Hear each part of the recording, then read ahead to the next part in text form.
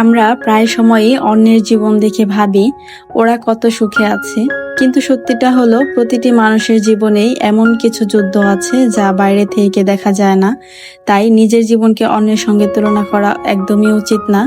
আপনি শুধু নিজের গতিতে এগিয়ে চলুন। জীবনে কষ্ট আসা মানে জীবন শেষ হয়ে যাওয়া নয়, বরং অনেক সময় কঠিন সময়ই আমাদের সবচেয়ে বড় শিক্ষক হয়ে ওঠে। সুখ আমাদের আনন্দ দেয় ঠিকই, কিন্তু কষ্ট আমাদের ধৈর্য, সাহস এবং নিজের শক্তিকে চিনতে শেখায়। সবচেয়ে বড় কথা, আল্লাহ কখনো আমাদের এমন বোঝা দেন না যা বহন করার ক্ষমতা আমাদের নেই।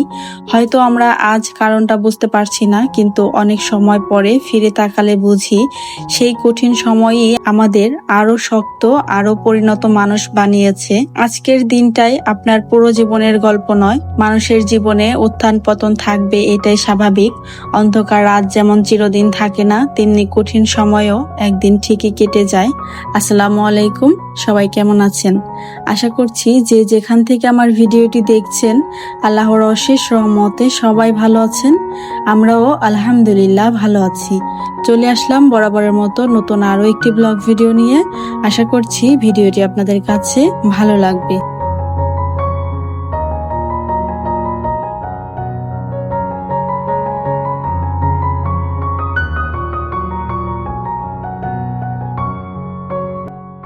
আজকের ভিডিও স্টার্ট করেছি সকালে নাস্তা বানানো থেকে শুরু করে।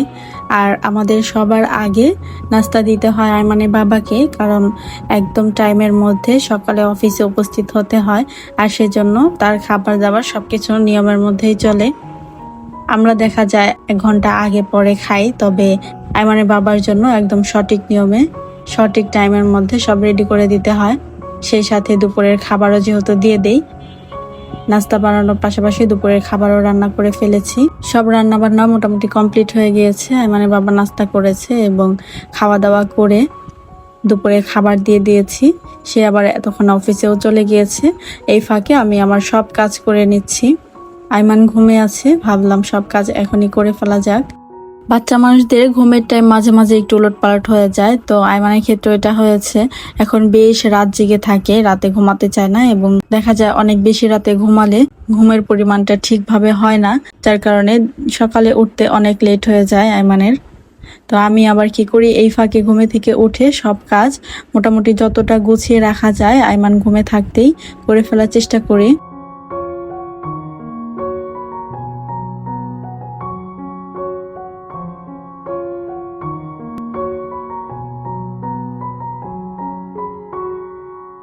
রান্নার পর্ব শেষ করে তারপরে আবার ঘর গোছাতে চলে এসেছি।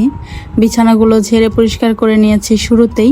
আর আমার কাছে মনে হয় ঘর গোছানোর আগে যদি বিছানাগুলো ঝেড়ে পরিষ্কার করে ফেলা যায়, তাহলে মনে হয় ঘরের অর্ধেক কাজ করা হয়ে গিয়েছে।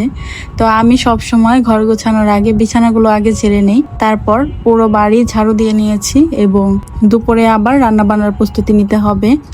সকালে দুপুরে রান্না হয়ে গিয়েছে ঠিকই, তবে রাতের জন্য দুপুরেই রান্না করে রেখে দিব, কারণ রাতে আবার অন্যান্য কাজের ব্যস্ততা থাকে। সেই সময় আবার রান্না করতে গেলে ওই কাজটা আর হয়ে ওঠে না। সেজন্য আমি সবসময় চেষ্টা করি রাতের যত রান্নাবান্নার কাজ আছে সেগুলো একটু দুপুরেই করে রাখার চেষ্টা করি।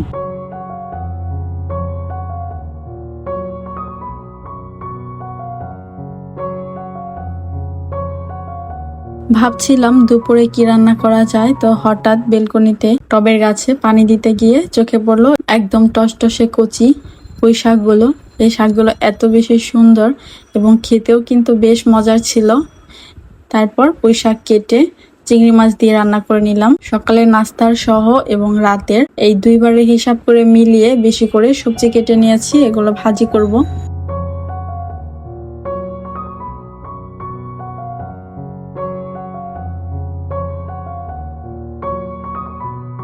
কাজের চাপ এবং সময় এই দুটোই বাঁচানোর জন্য আমি বেশিরভাগ সময়ই এভাবেই রান্না করে থাকি। যেমন 2 বেলার হিসাব করে ভাজি বা সবজি রান্না করলে 2 বেলার হিসাব করেই করে থাকি। এতে করে একদিকে যেমন সময় বাঁচে, অন্যদিকে কাজের প্রেশার অনেকটা কমে যায়। এদিকে রান্না করছি, অন্যদিকে ঘরের অন্যান্য কাজও করে নিচ্ছি, যেমন কাপড় ধোয়া, তারপর সেগুলো গুছিয়ে রাখা, ভাঁজ করা, আবার ভেজা কাপড় মেলে দেওয়া, সব কিছু একসাথে করে নিচ্ছি। দ্রুত গতিতে কাজগুলো সেরে নেওয়ার চেষ্টা করছি। জোহরের আজানের আগে সব কাজ যদি করা হয়ে যায় তাহলে অনেকটা সময় হাতে পাওয়া যায়, সেই সাথে গোসল করা, নামাজ পড়া, এরপর আরও বেশ কিছু সময় নিজের জন্য বের করতে পারি। তাই সবসময় চেষ্টা করি জোহরের আজানের আগেই বেশিরভাগ রান্না বান্নার কাজ, তারপর অন্যান্য কাজ সেরে ফেলি।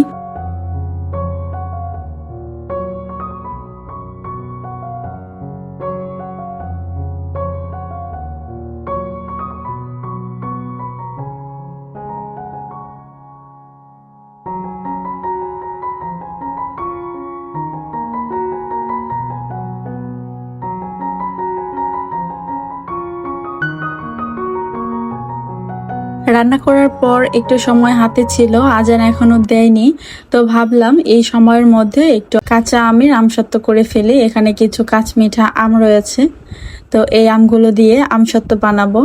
তো কেটে ফ্রিজে রেখে দিয়েছিলাম, এখন ভাবলাম যেহেতু হাতে সময় আছে এই সময়ের মধ্যে বানিয়ে ফেলি। এজন্য প্রথমে আমগুলোকে একটু পানি দিয়ে কড়াইতে ভালোভাবে সিদ্ধ করে নেব। এর মধ্যে কিছুই দিব না, শুধু একটু লবণ দিয়ে ভালোভাবে সিদ্ধ করে নেব। ঢাকনার সাহায্যে ঢেকে দিলাম। এভাবে বেশ কিছুক্ষণ সিদ্ধ করে নেওয়ার পর ছাঁকনির সাহায্যে ছেঁকে নিয়েছি। এরপর অন্য একটি কড়াইতে চিনিটাকে আগে ক্যারামেলের মতো তৈরি করে নিচ্ছি। এর ফলে এই আমসত্ত্বের যে সুন্দর একটা কালার আসে, সেই কালারটা কিন্তু এই ক্যারামেল থেকে হয়ে যাবে। এর জন্য বাড়তি কোনো মশলা বা কোনো কালার অ্যাড করার কোনো দরকার নেই, এবং খেতেও কিন্তু বেশ মজার হবে। আমার ভিডিওটি দেখে যদি কোথাও আপনার একটু ভালো লেগে যায়, প্লিজ ভিডিওতে একটি লাইক দিয়ে দিবেন। আপনার ছোট্ট একটি লাইক আমার ভিডিওটি আর অনেকের কাছে পৌঁছে দিতে সাহায্য করবে। এই ধরনের ভিডিও নিয়মিত দেখতে চাইলে আমার চ্যানেলটি সাবস্ক্রাইব করে নিতে পারেন। কাজটি যদি অলরেডি আপনি করে থেকে থাকেন, আপনাকে অসংখ্য ধন্যবাদ।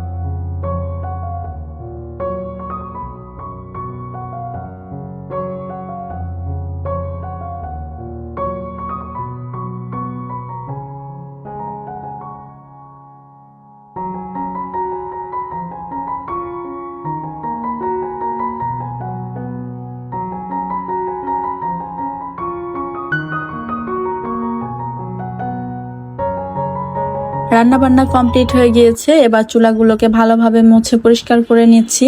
আমি বরাবরের মতোই রান্নাবান্না শেষ করে চুলাগুলো ভালোভাবে মুছে পরিষ্কার করে রেখে দেই, এতে করে পরবর্তী আবার যখন রান্না করতে আসি সেই সময়টা একদম ফুরফুরে মনে রান্নাবান্না করতে পারি, মেজাজ একদম শান্ত থাকে।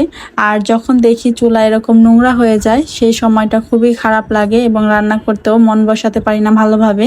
এর জন্য আমি সব সময় চেষ্টা করি রান্না শেষ হয়ে যাওয়ার সাথে সাথে চুলাগুলোকে মুছে ভালোভাবে ক্লিন করে রাখার। আর ওদিকে আমসত্ত্বগুলো বানিয়ে বড় পাত্রে ঢেলে সুন্দর করে সেট করে নিয়েছি এবং ফ্যানের বাতাসে রেখে দিয়েছি।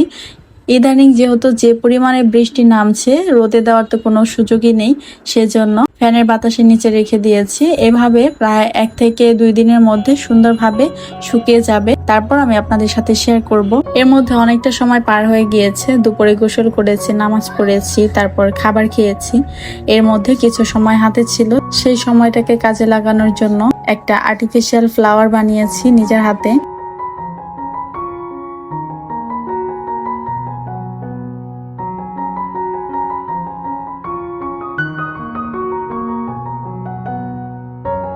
প্রায় 1 রাত এবং অর্ধেক দিন ফ্যানের বাতাসে থাকার পর এই লেভেলে চলে এসেছে।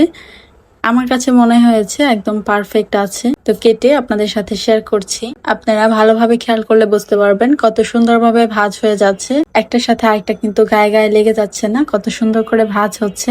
তো মাশাল্লাহ, এই পর্যায়ে এসে আমসত্ত্ব কিন্তু একদম পারফেক্ট হয়ে গিয়েছে। এবার ভালোভাবে কেটে নিয়ে ফ্রিজে রেখে দিব।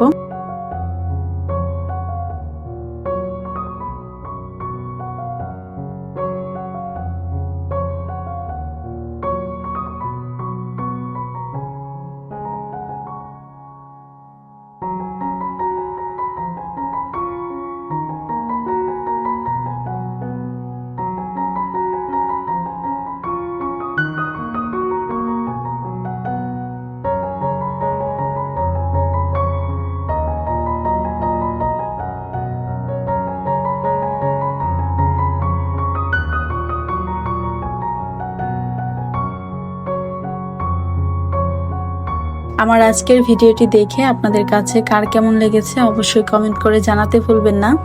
বিদায় নিচ্ছি আজ এখানেই। সবাই ভালো থাকবেন, সুস্থ থাকবেন। আল্লাহ হাফিজ। আসসালামু আলাইকুম।